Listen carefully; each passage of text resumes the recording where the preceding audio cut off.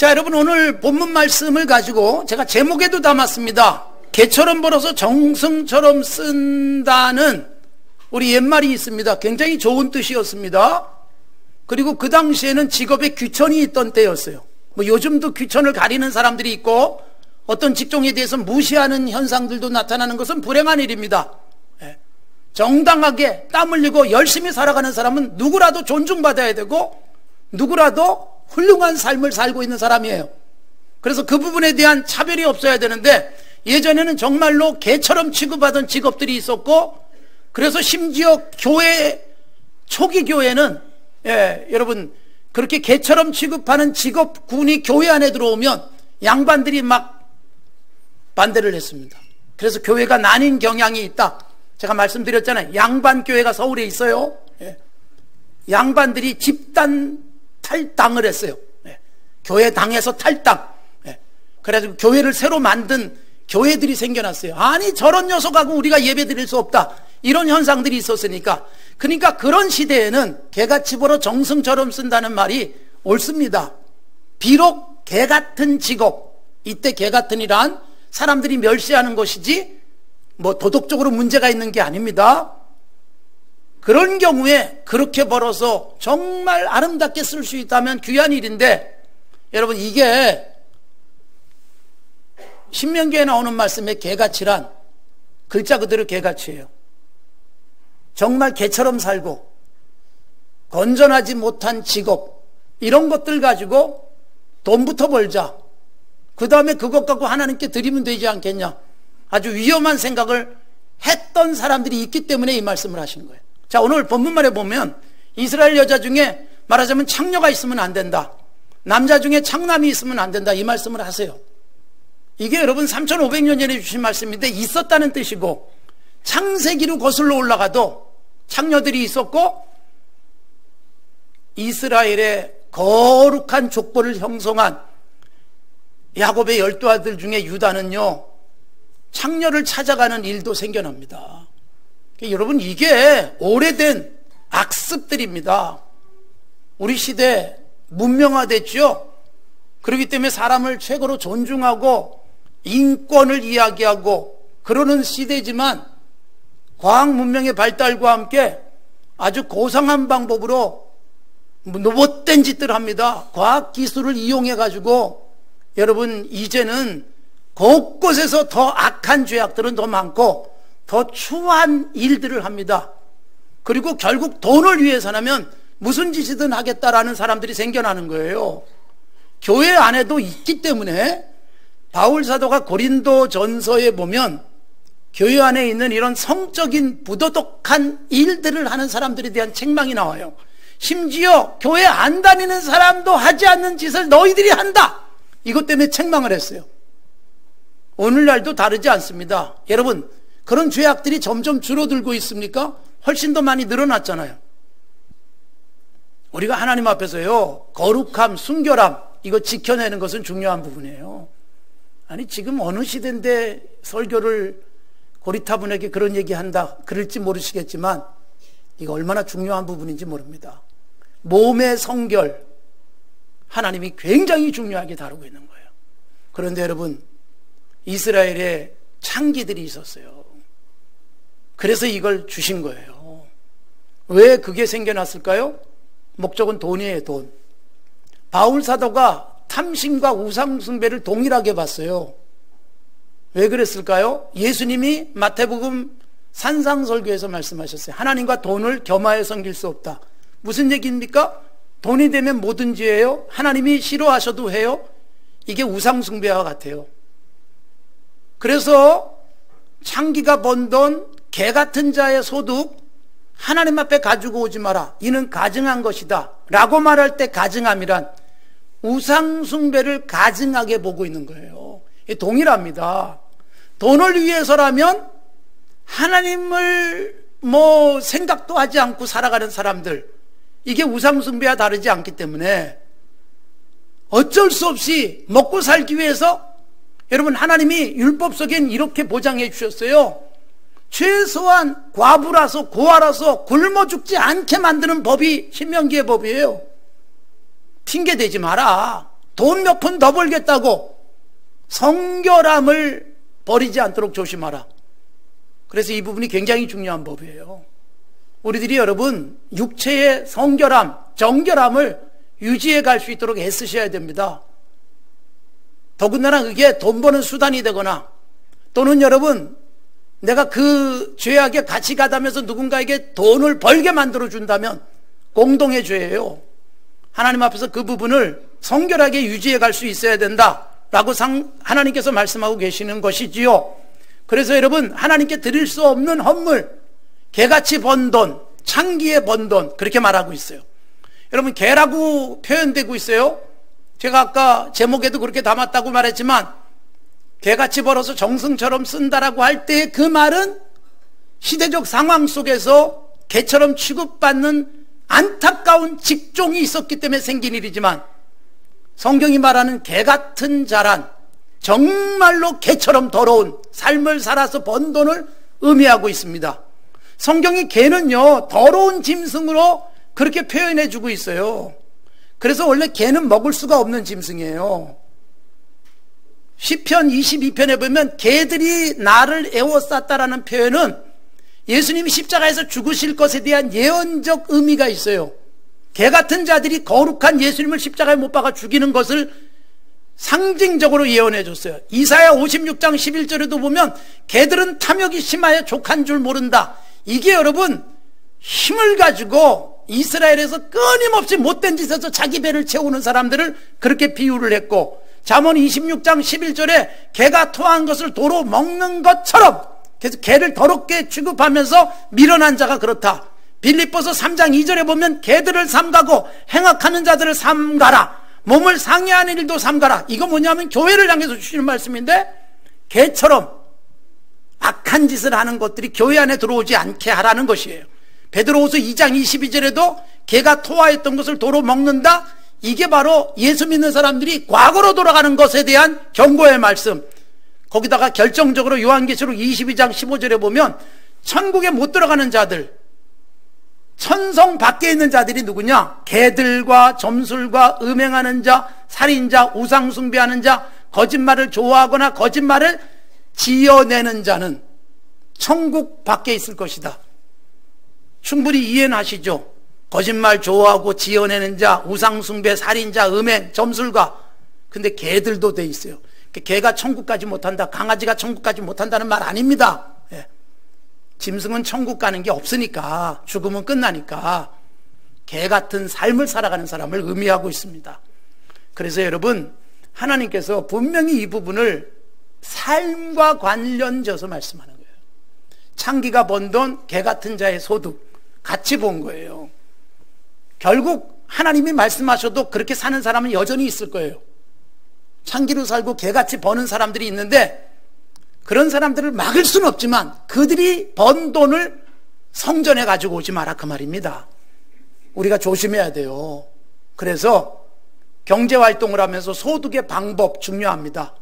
목적 거룩하면 과정이나 수단이 정당화될 수 있습니까? 서양의 기독교적 가치관 속에서 만들어진 그렇게 전해오는 말들이 뭐예요? 격언처럼 쓰여지는 말이 성경을 읽기 위해서 촛불을 훔치지 말라예요. 성경 읽어야 되는데, 밤늦게까지 읽어야 되는데 깜깜하니까 전기불이 없을 때 촛불을 훔쳐서라도 성경을 읽자. 성경을 읽었으니까 촛불 훔쳐온 것이 면제됩니까? 그걸 말하지 않는다는 것입니다.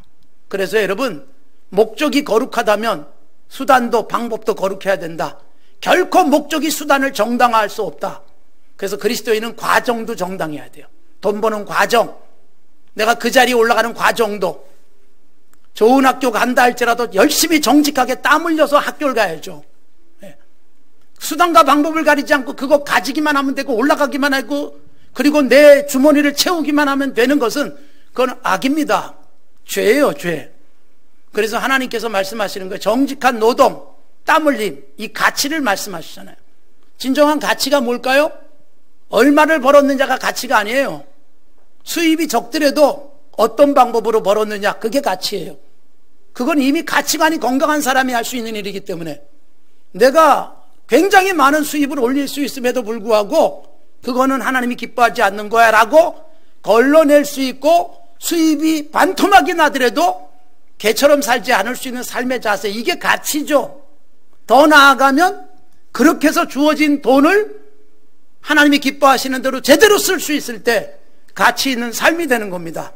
잠언 16장 8절에서 그래서 적은 소득이 공의를 겸하면 많은 소득이 불의를 겸한 것보다 나으니라. 적은 소득이 정의라고 말하지 않고 공의라고 말할 때는요, 나에겐 옳지만 사회적으로도 용인되느냐를 생각해야 된다는 거예요. 그게 공의예요. 개인적 정의를 떠나서 사회적 정의. 그래서 적은 소득이 공의를 겸하면 많은 소득이 불의를 겸한 것보다 낫다. 시편 37편은 불의한 자들이 잘 되는 것 때문에 시험에 들 뻔했던 시인이 쓴 것이에요. 거기에 이렇게 말합니다. 의인의 적은 소유가 악인의 풍부함보다 낫다. 가난해도 의롭게 사십시오. 이걸 강조하는 거예요. 부하게 살기 위해서 악인이 되지 말아라. 그런 의미이기도 합니다. 그래서 여러분, 예수 믿는 우리들은 경제활동 우리가 주도적으로 해나가야 돼요. 시장경제, 자본주의 원칙, 이런 것들이 종교개혁 이후에 교회에 의해서 만들어졌습니다. 기독교 사회 속에서. 자본주의 원리는 성경에서 출발했어요. 그런데 여러분, 이윤을 창출하는 경제활동에 있어서 정직해야 된다. 이 부분이 분명한 원칙이에요. 성경적으로. 그래서 여러분, 하나님 안에서 정직하고 양심적으로 성경을 모르고 하나님을 믿지 않아도요, 평생을 양심적으로 사는 사람이 있어요. 예수 믿고 교회 다니고 그리고 교회에다 헌금도 많이 하는데 부정한 방법으로 돈을 벌기도 해요. 그렇게 가지고 11조 많이 하면 복받은 것처럼 착각하게 만드는 한국교회의 도덕성이 실종된 일들이 많이 있었습니다. 이 부분을 강조하는 거예요. 에베소서 4장 28절에 보면 새 사람으로 변화된 사람은 어떻게 사느냐? 도둑질을 하지 말고 그리고 가난한 사람을 구제하는 선한 일을 하라로 가요.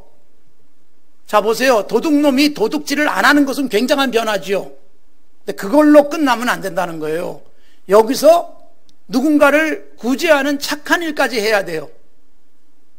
여러분, 누가복음 19장에 보면 삭개오라는 인물이 나옵니다. 도둑이 꼭 도둑질해서 도둑이 아니잖아요.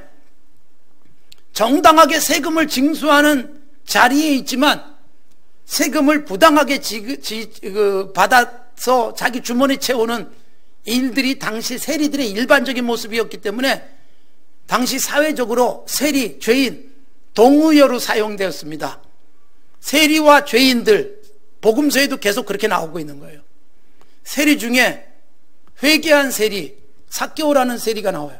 엄청나게 돈을 벌었어요. 예수님 만나고 인생이 바뀝니다. 그러면서 그가 무슨 고백을 해요? 내가 지금까지 남의 것 부당하게 뺏은 것 있으면 그동안 이 재산을 굴려서 더 부자가 됐기 때문에 4배씩 갚아주겠습니다. 여러분, 회개는 이거예요. 하나님 잘못했어요. 그리고 끝나는 게 아니에요. 사람에게 갚을 거 다 갚으셔야 진짜 회개예요. 개인적으로 갚고 개인적으로 용서받고 그래야 되는 거예요. 그래서 개별적으로 찾아다니면서 장부 다 대조해가지고 4배를 갚겠습니다. 그걸로 끝나지 않습니다. 4배를 갚으면 그거는 이미 과거에 대한 청산이에요. 그러나 이제부터 어떻게 하느냐? 재산의 절반은 나눠서 가난한 사람들을 구제하겠습니다. 이게 진짜 변화예요. 이게 삭개오의 사례를 통해서 나타나고 있는 부분이에요. 그런데 여러분 보세요. 에베소 4장 28절에서 도둑질하는 자가 도둑질을 하지 않는 것, 삭개오가 이제는 더 이상 부당하게 세금을 징수하지 않겠다는 것, 도둑질하지 않는 것과 같습니다. 그 다음에 자기 재산의 절반을 가난한 사람 나눠주겠다.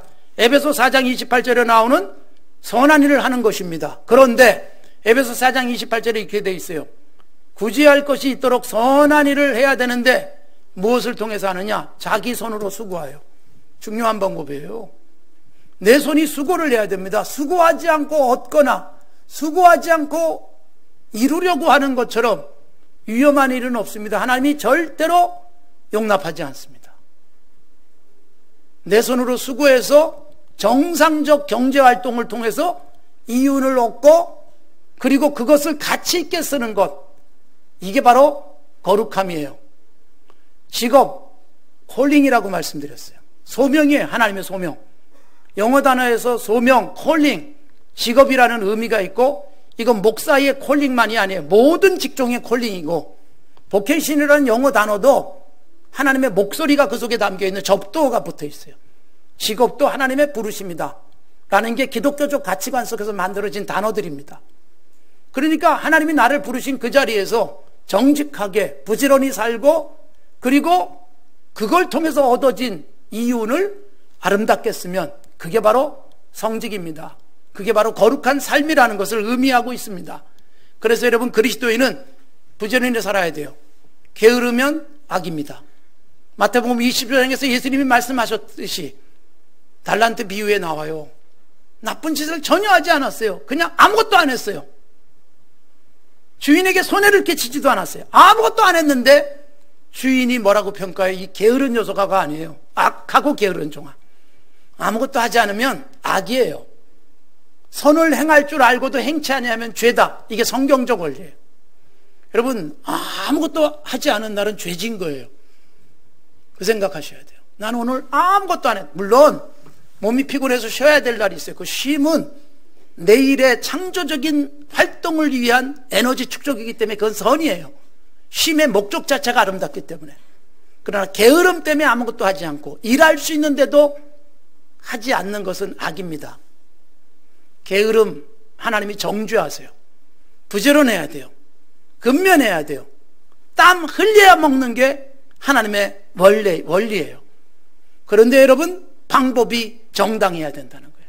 정당하게 양심적으로 정직하게 돈을 벌어서 그래서 가치 있는 일에 쓸 수 있는 삶까지 가라. 이것이 하나님이 기뻐하는 거예요. 헌금을 위해서 정직한 경제활동을 하라는 거예요. 이마에 땀이 흘러야 될 것을 강조하고 있습니다. 다음 주에 그래서 우리가 나눌 말씀이 이자와 관련된 것인데 이 부분에 대해서도 매우 중요한 통찰력을 우리에게 주고 있습니다. 땀을 흘리지 않고 먹는 경제활동은 위험한 것임을 강조하고 있습니다. 조금 벌더라도 시급이 얼마냐, 이거 갖고 우리 사회는 계속해서 고민들을 해왔어요. 아르바이트 하면서 시급 8천 얼마를 받아가지고도 그것을 여러분 가치 있게 쓸 수 있고 그 일을 하면서 보람을 느끼고 하나님이 나를 보내신 자리야 라는 생각 속에서 1시간을 일하면 그 자체가 거룩함이에요. 그걸 강조하고 있는 거예요. 그러니까 얼마나 많이 버느냐가 아니에요. 어떤 방법으로 버느냐, 그리고 더 나아가서 어떻게 쓸 것이냐, 버는 목적이 뭐냐를 강조하고 있습니다. 자, 가난하지만 착하게 사는 사람들이 있습니다. 그런 경우는 뉴스에 나오기도 합니다. 2017년 11월에 나온 뉴스, 기초생활수급자 홀로 계신 어르신 78세, 그 당시 이근주 씨는 2017년 11월 25일 날 용인시 처인구의 역삼동 주민센터를 찾아가서 수개월 동안 모은 폐지 3톤가량을 팔아서 생긴 수익 30만 원을 기탁했습니다. 수개월 동안 폐지 팔아서 3톤이에요. 3톤. 무게를 아시겠습니까? 3,000kg. 아름다운 부분이죠. 하나님께서 이 부분을 우리에게 이미 율법에서 말씀해 주고 계시는 거예요. 그래서 성경은 계속해서 나옵니다. 힘들고 어려운 이웃들에 대한 배려, 그리고 정당한 임금 지급 등등 누군가에 대한 공감, 이런 부분들을 분명히 말씀하고 있다는 것을 기억하시기 바랍니다. 하나님 안에서 우리가 어떻게 이 세상에서 그리스도인답게 살 것이냐를 이미 3,500년 전에 현대에도 그대로 적용해도 조금도 손색이 없는 말씀을 주시고 계시는 거예요. 버는 방법, 목적, 결과되어지는 삶의 열매, 총체적으로 아름다워야 됩니다. 건전한 경제활동하십시오. 힘이 되는 데까지 경제활동하고 애를 쓰면서 나의 삶의 수익이 창출되는 것 가지고 하나님이 기뻐하시는 건강하고 아름다운 열매로 만들어가는 것은 하나님이 기뻐하시는 일입니다. 많은 다양한 직종들이 있습니다. 일반적으로 생각하고 있던 기존의 통념들을 깨는 젊은이들의 도전들이 있습니다. 그렇게 좋은 직장 팽개치고 왜 그거 하지 싶은데, 도전정식, 실험정신, 모험, 벤처, 이런 생각 속에서 젊은이들이 뛰어들고 거기서 열심히 일하는 사람들을 많이 봅니다. 그것이 죄가 되지 않는다면, 사회적 통념에 어긋나지 않는다면 응원하고 격려해 줘야 될 부분이고, 그렇게 하는 젊은이들이 거룩하고 아름다운 목적을 세워놓고 살아간다면 그보다 더 좋을 수가 없지 않겠습니까? 우리가 그런 세상을 만들도록 애써야 된다는 것을 강조하고 있습니다. 사랑하는 성도 여러분, 신앙의 선배들이 얼마나 헌신적으로 신앙생활을 했는지 몰라요. 정말 열심히 일하고 남의 집에 가서 일을 하면서도 번 돈 가지고 꼬박꼬박 11조하고 예배당 건축한다 그러면 정말 그동안 모았던 것을 다 쏟아부으면서 한국교회 부흥을 이뤄냈습니다. 정직하게 번 것, 그렇게 부끄러움 없이 하나님 앞에 드렸던 사람들이 있었고, 그래서 한국교회가 부흥됐어요. 이제 여러분 굉장히 많이 달라졌어요. 교회 환경도. 그렇게 열심히 사시던 분들은 이제는 경제력이 점점 상실되고 있고, 젊은 세대들 20대, 30대, 40대 가면 점차 11조도 안 하는 세대가 되고 있어요. 통계적으로도 10분의 1 정도가 11조를 하고 있다고 합니다.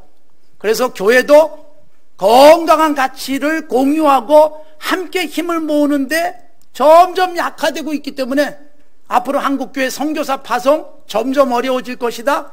교회마다 어려워지니까 착한 일들을 줄여가는 교회가 돼가고 있어요. 사랑하는 성도 여러분, 열심히 일하시고 부디 부자 되시기를 바랍니다. 별로 원하지 않는 것 같습니다만 여러분의 자녀들이라도 그렇게 되기를 바랍니다. 그렇게 되고, 그리고 바르게 쓸 수 있어야죠. 예? 건전한 경제활동을 통해서 건전한 교회의 가치를 공유하고 동참할 수 있어야 되는 거예요. 점차 달라지고 있어요. 제가 우리 교회 재정도 이렇게 보면서 느끼는 게 뭔지 아세요? 야, 정말 경제가 어려워졌구나라는 느낌과는 전혀 다른 또 하나의 생각이 뭔지 아세요? 경제의 상황과는 전혀 다른 아주 헌금이 점점 안 하는 분위기가 가고 있어요. 한국교회 안에. 이게 일반적인 풍토예요. 심각해져 가고 있습니다. 제가 요즘 이렇게 주일마다 헌금 들어오는 보고를 보면 10년 전에 이 정도 나왔나? 10년 전에도 잘 보기 힘든 이런 부분들이에요. 여러분, 주보에 주일 헌금을 몇 명 하는지 숫자를 써놓고 있습니다. 한번 전체 합계를 한번 내보십시오. 일주일에 1,000원도 헌금 안 하고 지나가는 일들이, 프로테지가 얼마나 많은지가 거기 고스란히 담겨 있어요. 여러분, 정직하게 열심히 사시고, 그래서 수익도 창출하시고, 그리고 그것을 가지고 거룩한 일에, 아름다운 하나님의 나라를 위한 비전에 동참하십시오. 오늘 우리 목사님 한 분과 장로님 한 분은 의령에 내려갔습니다. 그 교회 가서 세례식도 하고, 그리고 그 동네 주민들, 교회 안 나오는 분들까지 다 초청해서 삼계탕 파티를 하면서 지역을 섬겨가고 있는데, 여러분들의 헌금으로 하는 것입니다. 여러분들이 가치에 공감하고 동참해 준 것 때문에 아름다운 일들을 계획하고 실천해 가고 있어요. 끊임없이 여러분들의 헌금이 아름답게 쓰여질 수 있도록 꿈꾸면서 찾아내고, 그것을 위해서 우리가 힘을 쓰고 있습니다. 건강한 가치에 공감하시고 동참하시면서 하나님의 큰 일들을 함께 이루어갈 수 있기를 바랍니다. 정직하고 아름다운 경제활동, 건전한 소비로 이어지고 하나님 나라의 보물이 쌓일 수 있는 복된 하나님의 사람들이 되시기를 바랍니다.